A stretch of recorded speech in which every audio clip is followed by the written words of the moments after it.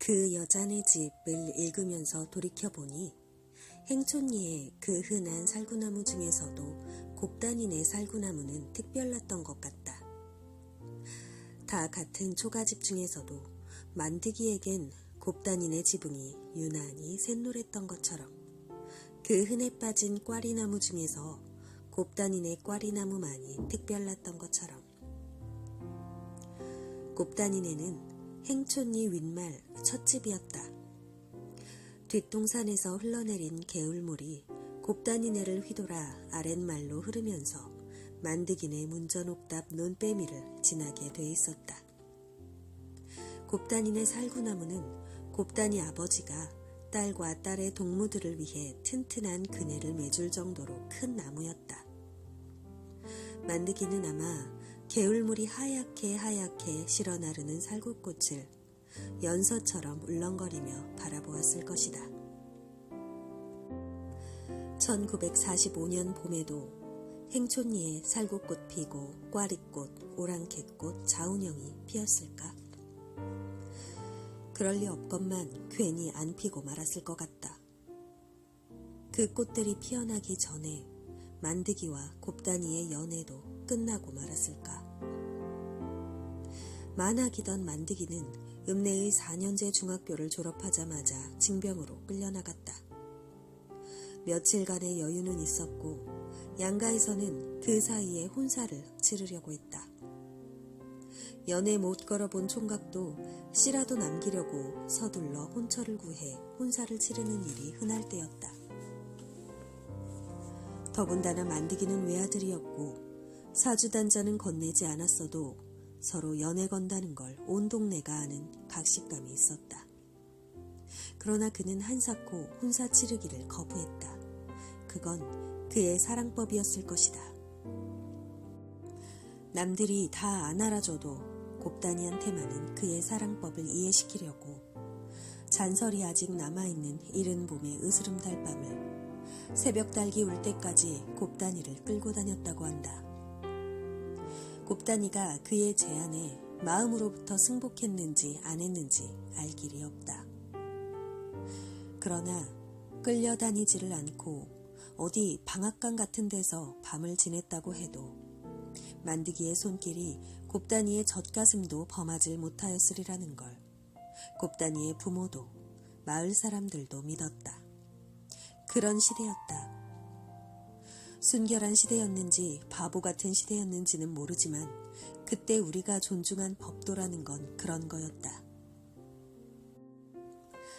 만드기네 대문에 일본 깃대와 출정 군인의 집이라는 깃발이 만장처럼 철양이 휘날리고 그 집 사랑에서 며칠씩 술판이 벌어져도 밀주 단속에도 안 걸리고 그렇게 그까짓 열을 눈 깜빡할 새 지나가 만드기는 마침내 입영을 하게 되었다. 만드기가 꼭 살아 돌아올 테니 기다리라고 곱단이를 설득하기는 어렵지 않았을 것이다. 곱단이가 딴 데 시집갈 아이도 아니거니와 식구들 역시 딴 데 시집 보낼 엄두라도 낼 사람들이 아니었으므로 설득에 그렇게 오랜 시간이 걸린 것은 그럴 것이면 왜 혼사를 치르고 나서 떠나면 안 되냐는 곱단이의 지당한 생각 때문이었을 것이다. 곱단이는 이름처럼 마음씨도 비단결 같은 처녀였지만 옳다고 생각하는 걸 굽힐 만큼 호락호락하진 않았으니까. 사위스러워서 아무도 입에 올리진 않았지만 마을 사람들은 만드기가 사지로 가고 있다는 걸 알기 때문에 과부 안 만들려는 그의 깊은 마음을 내심 여간 대견히 여기는 게 아니었다. 만드기와 곱단이는 요새말로 하면 마을의 마스코트라고나 할까? 둘 다 행복해지지 않으면 재앙이라도 내릴 것처럼 지켜주고 싶어 했고 만드기의 그런 처사는 그런 소박한 인심에도 거슬리지 않는 최선의 것이었다. 만드기가 떠난 후에도 마을 청년들은 앞서거니 뒤서거니 징병이나 징용으로 끌려가 마을의 남자라고는 중늙은이 이상만 남게 되었다. 곱다니의 오빠들도 도시로 나가 공장에 취직한 셋째 오빠와 부모님을 모시는 큰오빠 빼고 두 오빠가 징용으로 나가 아들 부잣집이 허룩해졌다. 장정만 데려가는 게 아니라 양식 공출도 극악해져서 그 풍요하던 마을도 앞으로 넘길 보릿고개 걱정이 태산 같았다. 굳은 날 부침질만 해도 서로 나누느라 한 채 반은 붙여야 했던 인심도 스스로 금가기 시작할 무렵이었다. 아주 나쁜 소식이 연병보다 더 흉흉하고 걷잡을 수 없이 온 동네를 휩쓸었다. 전에도 여자 정신대에 대해서 아주 모르고 있었던 것은 아니다. 일본 본토나 남양 군도에 가서 일하고 싶은 처녀들은 지원하면 보내주고 나중에 집에 송금도 할 수 있다는 면사무소의 공문이 한바탕 돈 휘었지만 그럴 생각이 있는 집은 한 집도 없었고 설마 돈벌이를 강제로 보내리라고는 아무도 짐작을 못했다. 그러나 들려오는 소문은 그게 아니어서 몇 사람씩 배당을 받은 면사무소 노무와 서기들과 순사들이 관연한 딸 가진 집을 위협도 하고 다짜고짜 끌어가는 일까지 있다고 했다. 설마 하는 사이에 더 나쁜 일이 생겼다. 그건 같은 면 내에서 생긴 일이기 때문에 소문이 아니라 실제 상황이었다. 동구 밖에서 감춰놓은 곡식을 뒤지려고 나타난 면서기와 순사를 보고 정신대를 뽑으러 오는 줄 지레 짐작을 한 부모가 딸애를 헛간 집더미 속에 숨겼다고 했다. 공출 동녀반들은 날카로운 창이 달린 장대로 곡식을 숨겨두었음직한 곳이면 닥치는 대로 찔러보는 게 상례였다.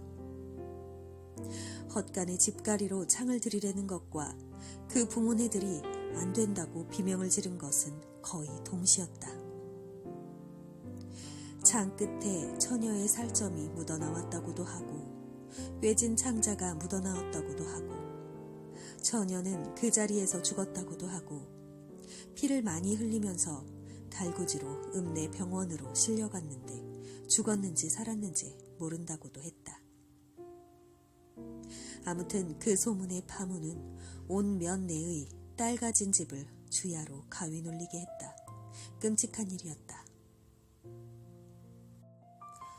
도시에서 군수공장에 다니는 곱다니의 오빠가 종아리에 각반을 차고 징달린 구두를 신은 중년 남자를 데리고 내려왔다. 신의주에 있는 중요한 공사판에서 측량기사로 있는 한 번 장가갔던 남자라고 했다. 곱다니 부모로부터 그 흉흉한 소문을 듣고 급하게 구해온 곱다니의 신랑감이었다.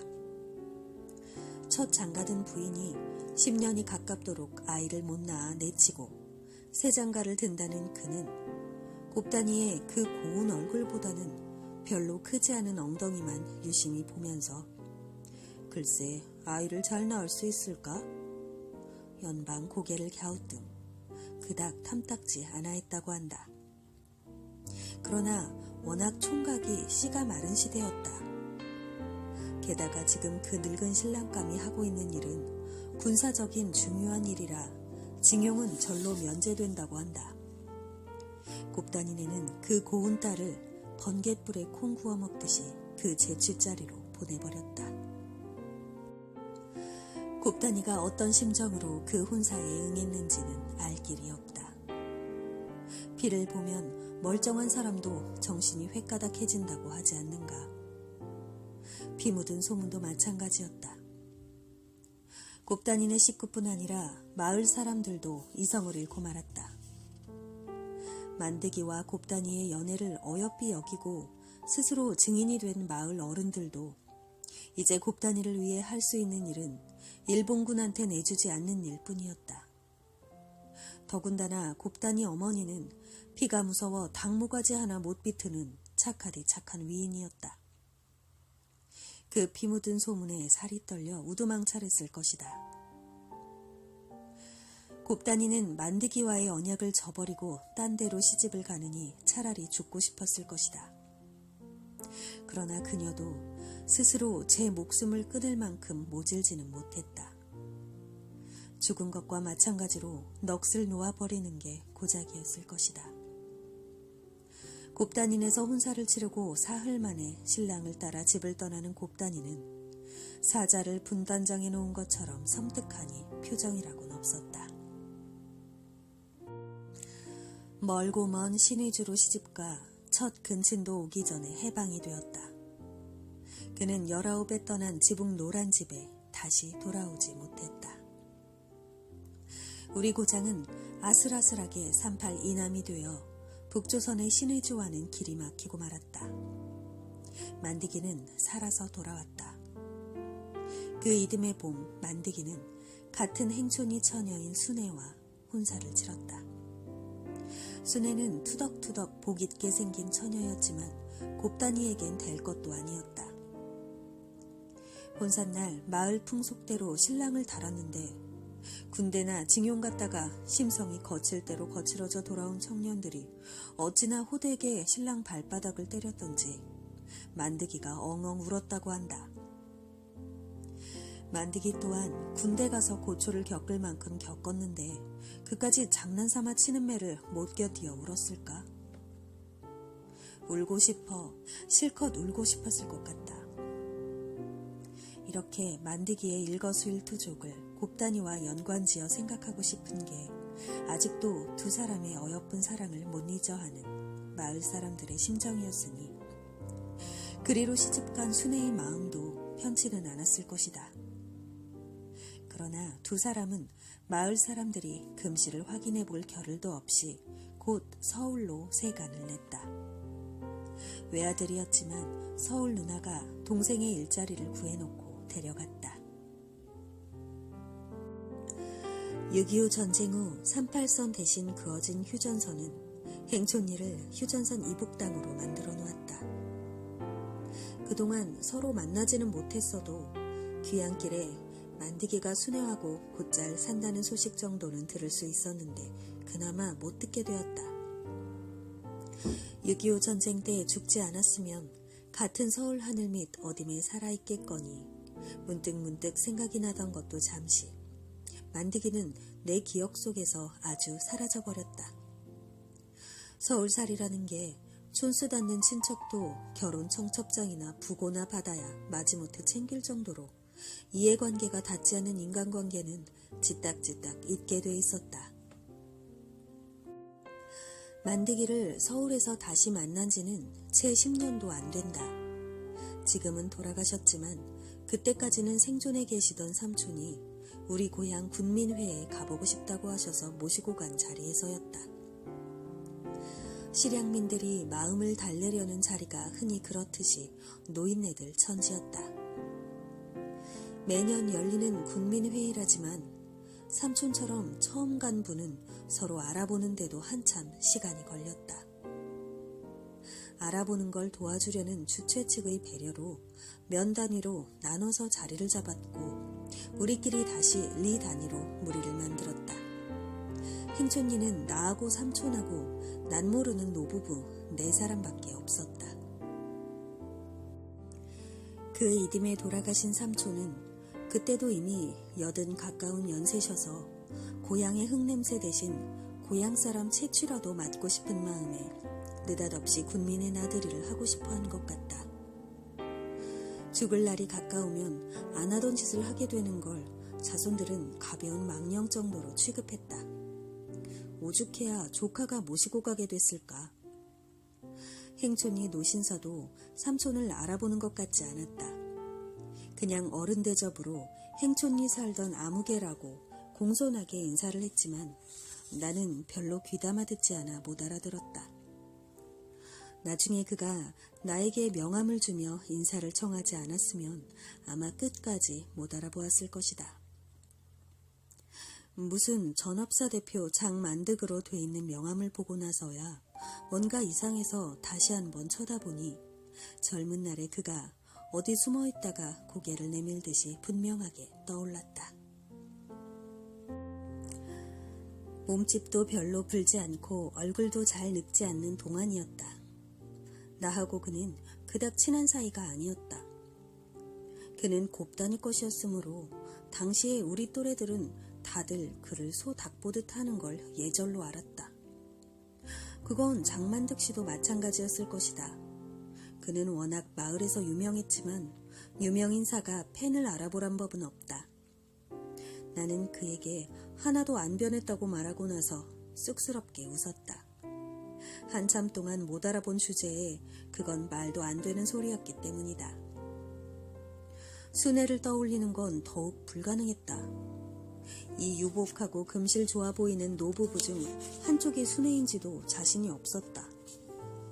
오히려 순애 쪽에서 나한테 아는 척을 하며 하나도 안 변했다고 해줘서 순애려니 했다. 나는 학교 다닌답시고 학교도 안 다니는 집에서 바느질이나 배우는 나보다 나이 많은 애들하고 동무한 적이 없었다. 만드기하고 순애는 보기 좋은 부부였다. 그냥 헤어지기는 섭섭하여 서로 전화번호를 교환했는데 뜻밖에도 순애가 자주 전화를 해서 점심도 같이 하고 쇼핑도 같이 하는 교분이 이어졌다. 그 여자는 장만득 씨가 아직도 곱다니를 못 입고 있다는 얘기를 하소연했다. 아우님, 다들 나더러 팔자 좋다고 하지만 나 같은 빚 좋은 개살구도 없다오. 아우님이니까 얘기야. 딴 사람들한테 아무리 얘기해봤댔자 나만 이상한 사람 되지 누가 내 속을 알겠소. 돈 잘 벌고 생전 외도라곤 모르고 애들한테 잘하고 나한테도 죄 지은 것 없이 죽는 신용도 하라면 하는 남편이 어디 있냐고들 하지만 아마 나처럼 지독한 씨앗을 보고 사는 년도 없을 거요. 곱다니 년이 내 남편한테 찰싹 붙어있다는 걸 번연히 알면서도 머리채를 잡을 수가 있나 망신을 줄 수가 있나 미칠 노릇이라오. 그래도 내가 아우님을 만났게 망정이지. 그렇지 않았으면 이 억울한 사정을 누구한테 말이라도 할 수가 있겠소. 그 영감 지금도 글쎄 그년한테 연애 편지를 쓴다니까요. 설마라고? 나도 처음엔 설마 했지. 지도 쑥스러운지 시를 쓴다고 합디다. 내가 몰래 훔쳐봤더니 뭐 그대의 어깨에 살구꽃 내리네. 아니면 살구꽃은 해마다 피는데 우리 임은 왜 한 번 가고 다시 아니 오시나. 이따위가 연애 편지지 그래 시란 말이요? 그뿐인 줄 알아요? 우리가 작년 중국 여행을 갔을 적에도 얼마나 내 오장을 뒤집었다고요. 속 모르고 따라간 나도 배알 빠진 년이지만 백두산 구경하고 나서 단동인가 어디서 배를 타고 북한 땅 가까이까지 가보는 압록강 유람선 관광이라는 걸 했는데 정말 저쪽 북한 땅 강가에 놀이 나온 아이들까지 보이게 배가 가까이 가니까 나도 마음이 좀 이상해집디다. 그냥 뱃놀이를 편하게 즐기는 건 다 중국 사람들이고 표정이 심각하게 굳어지는 건 다들 남한 사람들이더라고요. 그 정도는 당연한 거지. 근데 우리 영감은 벼랑간 뱃전에다 고개를 떨구고 소리내어 엉엉 울지를 않겠소. 머리가 허연 늙은이가 온몸을 들먹이면서 분단의 슬픔이라고? 아이고 그게 아니라 거기서 보이는 땅이 신의 주였어요. 곱다니 년 사는 데가 닿을 듯 닿지는 않으니까 미치겠는 거지 뭐. 당장 강으로 밀어 쳐넣고 싶더라고요. 헤엄쳐서 어서 그년한테 가라고요. 그뿐인 줄 알아요? 여기서 돈 잘 벌고 사업 잘하다가 느닷없이 아이들은 여기서 키우고 싶지 않다면서 미국으로 이민을 가잔 적이 다 있다니까요. 지나 내나 영어 한마디 못하는 주제에 이민을 가자는 속셈이 뭐였겠소. 뻔하지. 미국 시민권을 얻으면 북한을 마음대로 드나든다면서요. 내가 그 꼬임에 넘어갈성 싶어요. 가려면 혼자 가라고 가서 그년 데려다 잘 살아보라고 했더니 나를 정신병자 취급하면서 주저앉습디다. 아이들한테는 끔찍한 양반이니까요. 실상 그거 하나 믿고 여태껏 서러운 세상 견딘 거죠. 간추리면 대강 그런 얘기였다. 아닌 게 아니라 그런 얘기는 곱단이와 만드기가 연애 걸던 시절을 아는 사람이 아니면 도저히 먹혀들 것 같지 않은 이야기였다. 그러나 그 여자 레퍼토리는 그 몇 가지의 에피소드에 국한돼 있었다.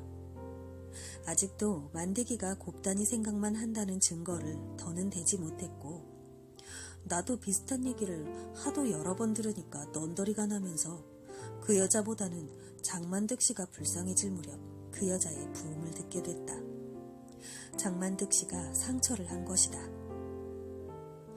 고혈압으로 몇 년째 약을 복용하고 있었는데 돌연 쓰러진 후 의식을 회복하지 못한 채 사흘 만에 숨을 거두었다고 했다. 문상을 가서 그 여자의 영정사진을 보고 섬뜩했다. 20대 후반으로밖에 안 보이는 사진이었다. 요샌 영정사진도 너무 늙은 건 보기 싫다고 아주 늙기 전에 찍어놓는다고는 하지만 칠순의 남편이 눈물을 떨구고 있는 앞에 20대의 사진은 너무했다 싶었다.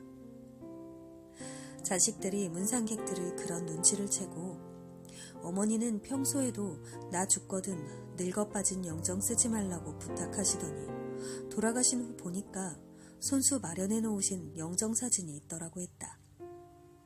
나는 나도 모르게 그 여자의 젊었을 적과 곱단이의 젊었을 적을 머릿속으로 비교하고 있었다. 될 것도 아니었다. 내 상상 속에서 곱단이는 더욱 요요해지고 그 여자는 젊다는 것 외엔 흔한 얼굴 그대로였다. 그리고 그제야 그 여자가 불쌍해졌다. 아, 저 여자는 일생 얼마나 지독한 연적과 더불어 산 것일까. 생전 늙지도 금도 가지 않는 연적이란 얼마나 견디기 어려운 적이었을까. 그 여자가 죽고 나서 만드기를 따로 만날 일이 있을 리 없었다. 그를 우연히 만난 것은 그가 상처하고 나서도 2, 3년 후 엉뚱하게 정신대 할머니를 돕기 위한 모임에서였다. 뜻밖이었지만 생전에 그의 아내로부터 귀에 못이 박이게 주입된 선입관이 있는지라 그가 그 모임에 나타난 것도 곱단이하고 연결지어서 생각되는 걸 어쩔 수가 없었다. 모임이 끝난 후 그가 보이지 않자 나는 마치 범인을 뒤쫓듯이 허겁지겁 행사장을 빠져나와 저만치 어깨를 축 늘어뜨리고 걸어가는 그를 불러세웠다. 그리고 다짜고짜 따지듯이 재치 장가를 들었느냐고 물었다. 그는 아니라고 말하고 앞으로도 그럴 생각이 없다고 묻지도 않는 말까지 덧붙이는 것이었다. 왜요? 곱단이를 못 잊어서요? 여긴 왜 왔어요? 정신대에 그렇게 한이 맺혔어요? 고작 한 여자 때문에. 정신대만 아니었으면 둘이서 혼인했을 텐데 하고요. 참 대단하십니다. 내 퍼붓는 말에 그는 대답 대신 앞장서서 근처 찻집으로 갔다.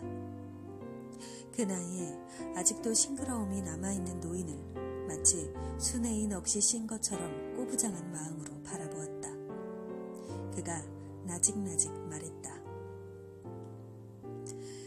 내가 곱단이를 아직도 잊지 못한다는 건 순전히 우리 집사람이 지어낸 생각이에요. 난 지금 곱단이 얼굴도 생각이 안 나요.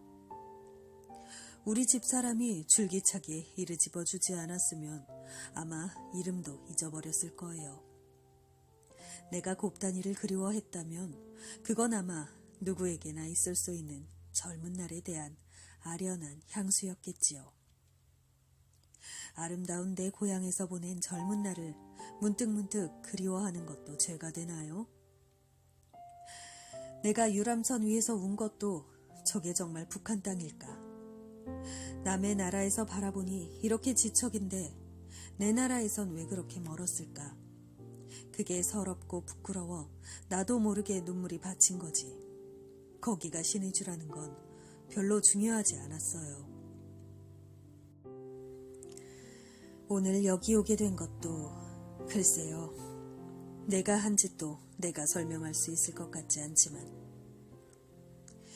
아마 얼마 전 우연히 일본 잡지에서 정신대 문제를 애써 대수롭게 여기지 않으려는 일본 사람들의 생각을 읽고 분통이 터진 것과 관계가 있겠죠. 강제였다는 증거가 있느냐, 수적으로 한국에서 너무 부풀려 말한다, 뭐 이런 투였어요.